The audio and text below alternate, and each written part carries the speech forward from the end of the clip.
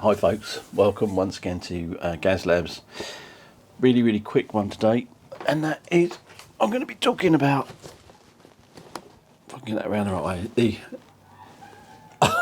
FTM-300 from Yaesu.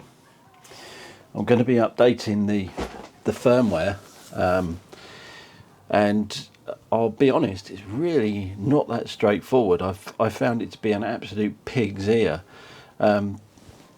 It's just such a pain in the backside to actually install on your computer. You've got to go through this whole rigmarole of installing drivers bit by bit, piecemeal, and there are 2 drivers that you've got to install.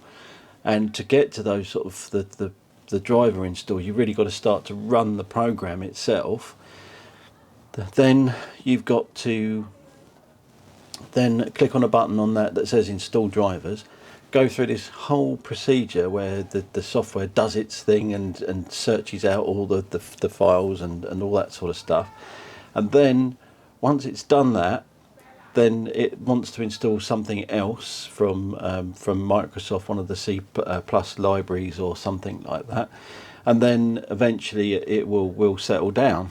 But then you've got to go and find another driver which comes with the firmware package, which is an INF file. Now, back in the day, in Windows 3.1 probably, you used INF files as your drivers and you used to install them in a very different way.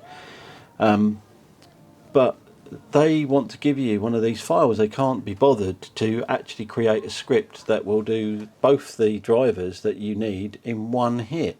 And why are there even 2 drivers? I don't get it. It's just driving me bonkers.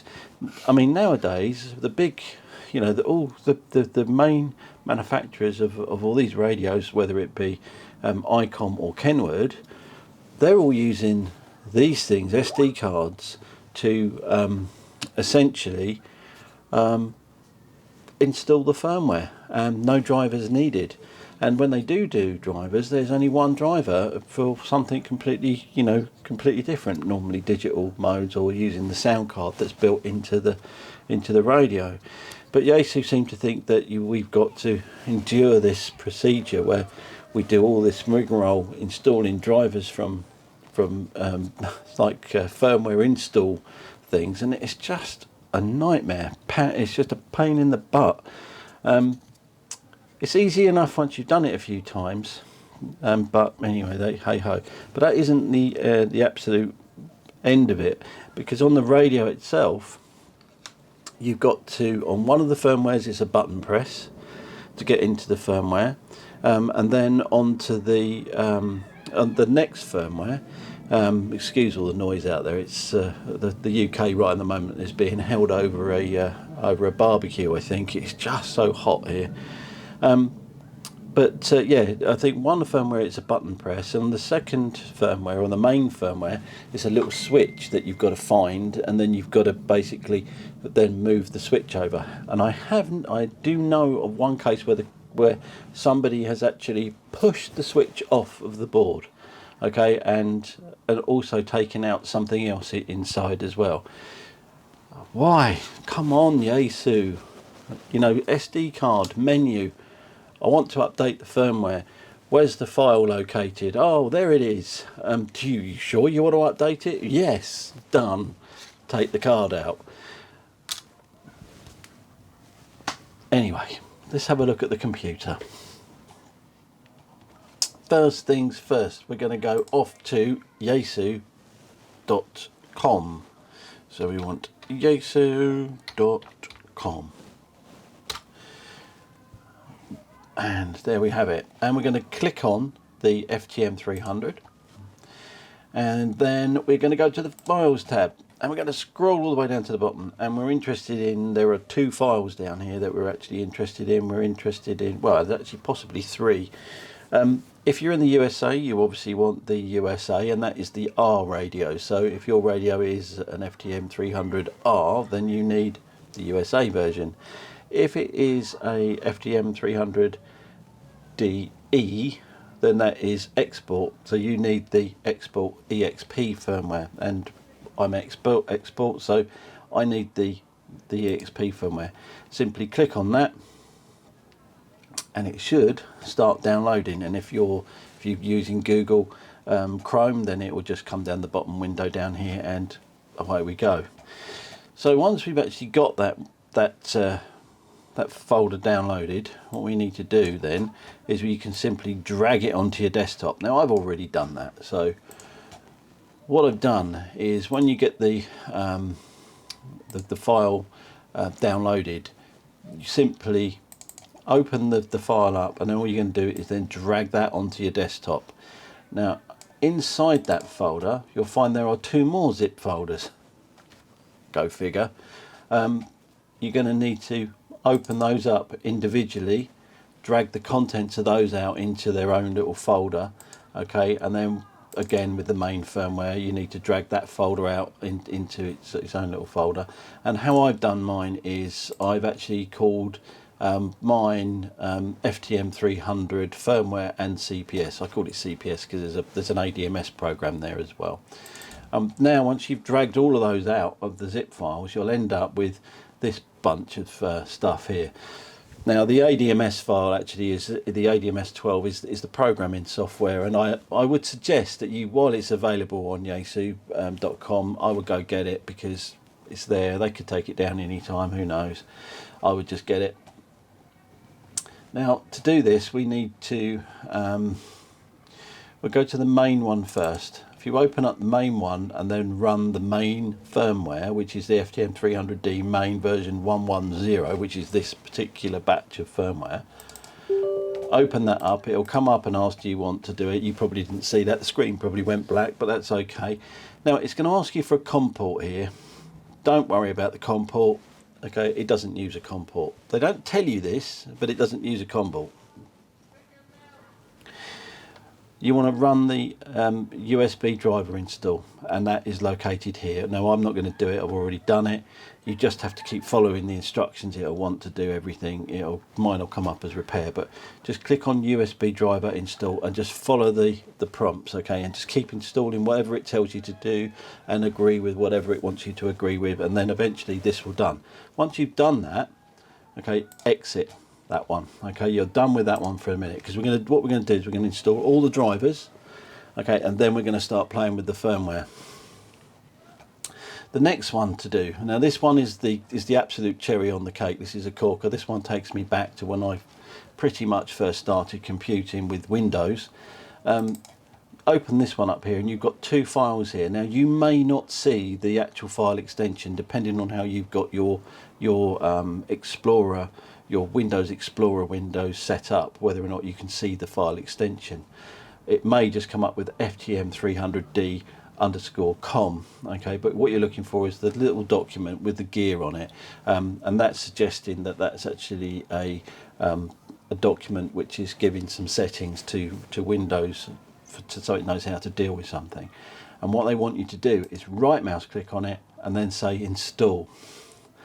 Now when you go to install that driver, it will come up with the admin thing, and it will say, do you want to give this permission or whatever. Maybe, and it depends really, maybe yours won't, but it normally does. Just say yes, install it, and then once you've done that, then that's pretty much done. Now then, connecting the radio. So before we get started, why don't we have a little look to see what's inside the box.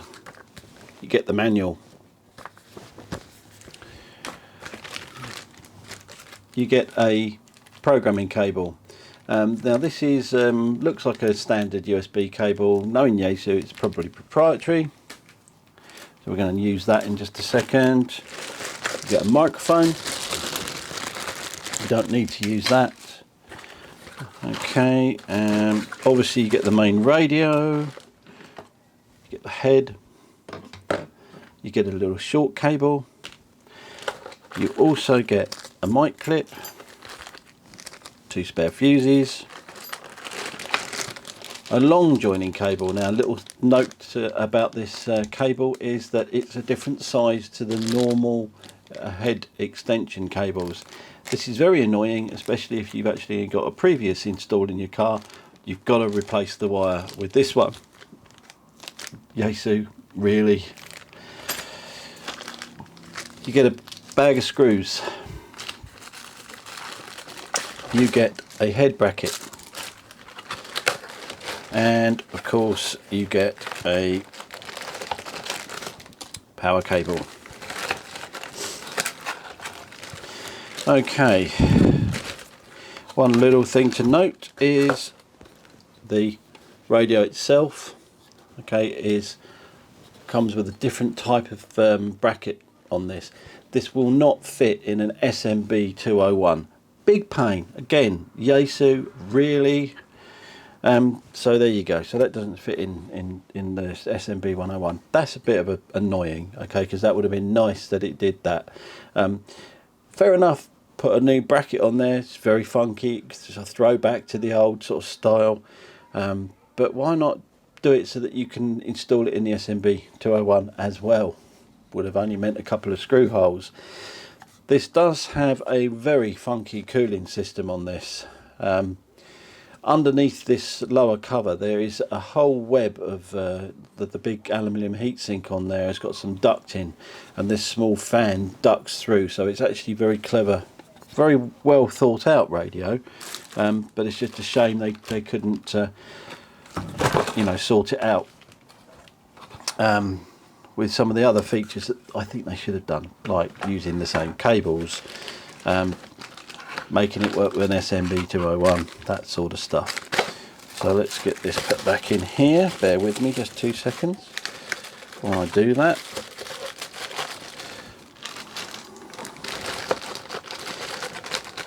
I can't believe how hot it is in the UK right at the moment. It's so warm.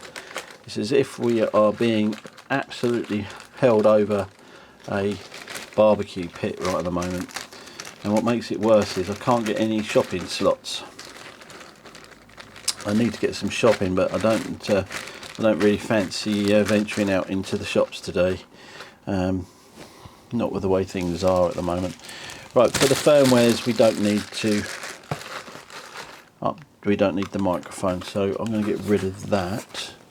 Let's get that put over there. So we only need the little unit now. This here is very difficult for me to show you, but just under there there's a tiny little switch, and that is the firmware switch. You're going to need to use sort of something like one of these sort of plastic sort of toothpick type things, or a toothpick, it would be absolutely fine. Or the very worst case scenario, maybe a Bic pen or something like that. But please take extreme care. It's a very delicate switch, and you need good light, and if possible use one of these things. You know, these magnifying glass lights. You'd be able to see it a whole lot easier. So what do we need to do? How do we get it to work? Well, what we're going to do is we will, if I can find my way into the bag. I've been in this one. I've already updated the firmware on this one, but I'll just try and get it so that I can show you how it will work. Get my trusty Swiss Army knife. I do love a knife.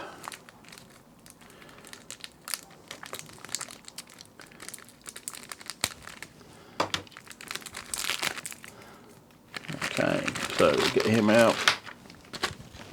Put the bag up there. Again, you can see that's just a standard sort of USB type thing. Okay, and we're going to need some power. You're going to need a reliable power source, so don't forget that.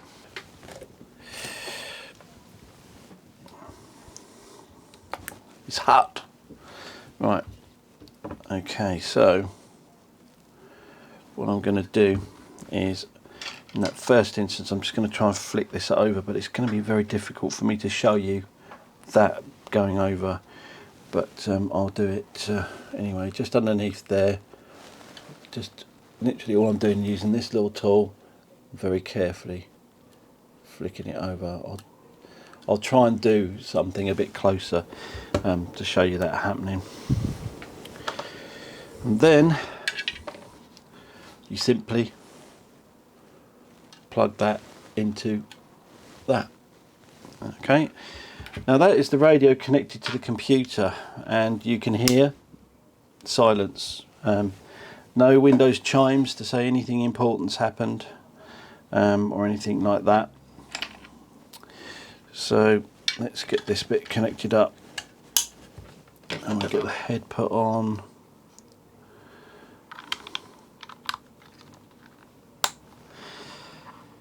There you go.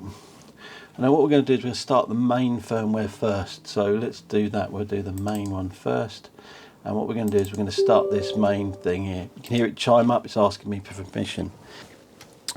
So what I've done is I plugged it in, turned it all on, okay, following the instructions. So as it goes along, it will tell you what to do. Disconnect the power cable from the main body, switch the CPU update to the right hand side, connect the FTM to the PC using the cable, and then reconnect the power cable on the thing itself.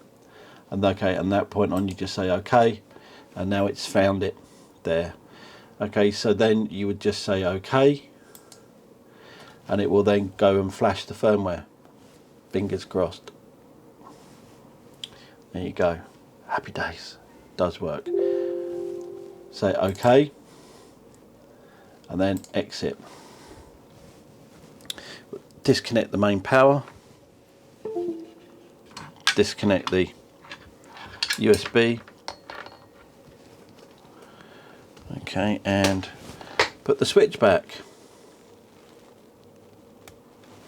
Okay, very gently just flick the switch back. Now then, the next one's slightly easier. You can connect the power to the radio. The radio should, if you just turn it on, okay. If it's on, turn it off. You want to hold the DX button and the F setup button, and then turn the radio on. Then it will come up with DSP update. Push D key. You need to push the D key. If you don't do that, it comes up with no device found. Okay, so from that point on, we then just go back to the PC tool folder, where you can see the PC tool E_V0711 exe, and double click on that one. It's going to ask you for the COM port. Okay. How you find that is you go under Device Manager, and how I got to that was I right mouse click on the Windows symbol, okay, and then select Device Manager. Fairly simple. From that point on, just check we're still recording. From that point on, we go down to the COM ports, and what we should see here is a Yaesu thing there, but we don't. Oh, that's because it's not. Silly me, didn't plug the thing in. It does help if you plug the USB cable in. So at this point, we're going to plug the USB cable in. You can hear the chime, and then it comes up with a Yaesu. Now mine's COM6. Okay, so we will select down here COM6, and we'll say OK. Then it's going to ask us do we want to do the update? Well, the answer is we got this far, we want to do the update. It's asking you to double check the version of the update. Check the version of the firmware you want to update, and you just say OK, update it. Now we're still winging a prayer. It just this is the bit that's really funks me out. I just think that this is why on earth we have to do this to a Yaesu radio. I do not know. Whereas ICOM and Kenwood can manage to get it to go off of an SD card.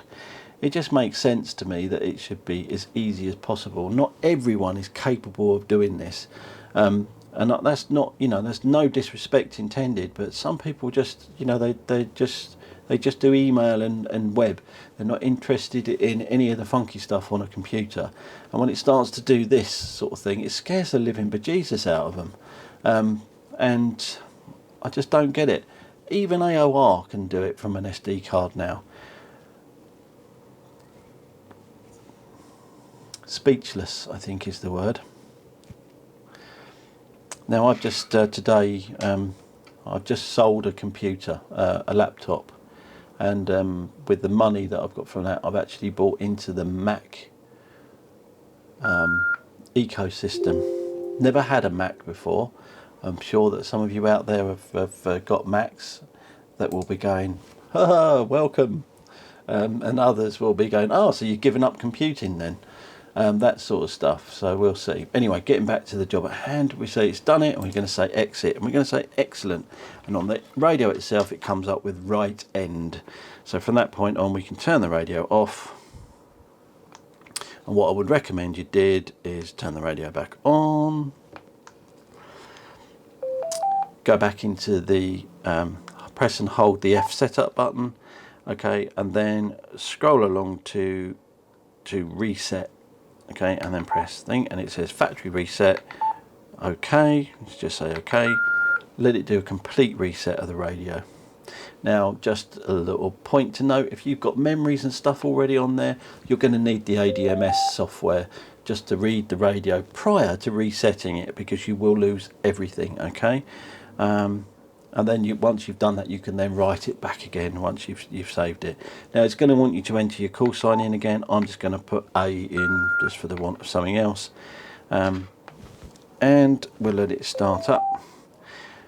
Happy days. Now if you want to check to make sure your firmware is updated, just hold the F setup key, navigate to the display icon, okay, and then it will then scroll down to where it says software version. Now the main version is 1.10 on this particular publication of firmware, but the radio can't display the 0. So what it will do is it will display 1.1 end of, where it was 1.0 before. Why it doesn't display the 0, don't know. The sub version, or the is 1.0. That's still on the early firmware. They've not updated that as yet. Maybe they will. The DSP version has gone from whatever it was, I didn't see, to 7.11, and it does actually display the 7.11. So just point to note, it doesn't display the 1.10 on the main firmware version. It just says 1.1. Trust me, that is 1.10. Confused? You will be after this episode of, and if you remember what that was, then you're quite old. Right, okay, so that is your firmware updated on the FTM-300. It does cure quite a lot of the problems that people had. Just a little word of how the firmware update procedure works with these big manufacturers. Often we hear that that manufacturers aren't listening. That, there's issues with this and there's issues with that on the first runs of radios.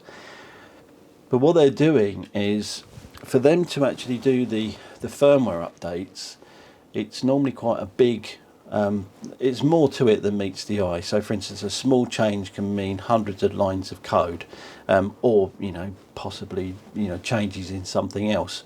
So what they do is they kind of gather up a bit of a picture to see what's going on. Once they've got that, then they'll do, once it's worthwhile them sort of going at it, then they'll go at the firmware, and then they'll do like a reasonable release of firmware, which is the right way to do it.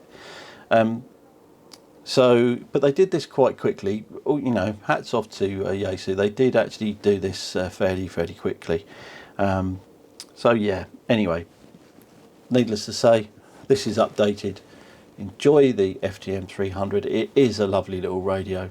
The reports are that it's much better receiver than the FTM-100. The FTM-100 had some receive sort of sometimes with pages and stuff like that, pager breakthrough. We've not had any of that sort of feedback from these radios. On the whole, they've been well received.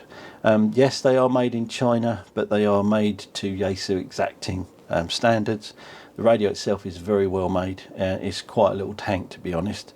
So there's nothing bad to really say about it. It's just that I wish that Yaesu would, if you're going to put an SD card slot in the radio, and there is one in there, why not allow you to update the firmwares from that?